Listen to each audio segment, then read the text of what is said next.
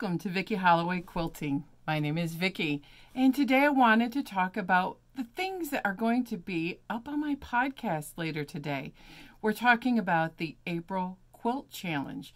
People are doing all kinds of quilting, whether it's free motion quilting, ruler quilting, domestic quilting, or even walking foot quilting. And I have one person who's doing hand quilting, and I must applaud her.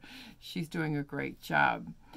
So what was I quilting so far this month? Well, I had a lot of panels and I didn't know what to do with them.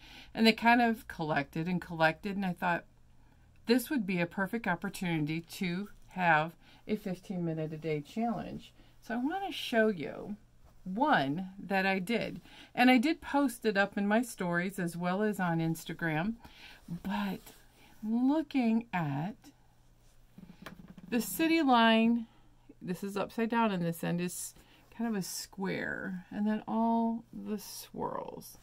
But the whole piece is brought together by this adorable, the Michael Miller fabric. It's Peter Pan, Wendy, John, and Michael, and even a little teddy bear. So cute. And it's not that big. It was about 20 inches wide by 44 inches. It was a part of their fabric line, but it made a fabulous panel. This is the other end. I'm going to use it as a table runner because I love fairy tales. I love fairies. Tinkerbell is really more of the glittering stars in the sky. Love it. But then I didn't know what to do. So I loaded a friend's vintage quilt, and I did a all-over mini feather. Now I've loaded a little Christmas quilt that's my mom's, and I'm doing curls, and it's still on the frame, so I can't show you. But I thought I would do some more with panels because they really are instant gratification. Oh, look at this panel. Oh, does this remind you? The Dream Big is going around. This version by Hoffman is called Kablooms, and I love it. But it's got a real big flower, and I didn't know what to do. Let's look at, people are quilting each petal of this flower individually. Then I saw another panel coming out in May, and we're going to talk about that. So I'm going to collect these for a few to make a really wow factor quilt. The next quilt that panel that I am going to load is this birds. It's so adorable. Very spring-like. I was going to cut them apart, but I thought I like this window feel. And I think I'm just going to load it as it is and use this as an adorable quilt for work. We have a lot of beige walls and no real art on them. And in fact, the beige is almost the same color as my makeup. I thought I'd back it with some leftover spots. You know what? You can put anything on the back of a quilt. The next one that I'm going to load, and I dropped it, is this Mandala stamped quilt.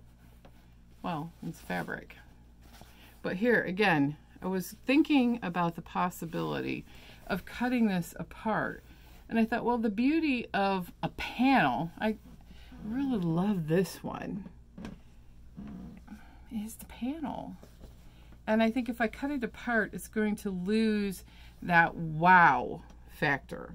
I may put a small border around the edge and just use it again as a table runner or put it on the back of my couch. I could also do something on the wall because I've had it on my design wall here for a little bit looking at it.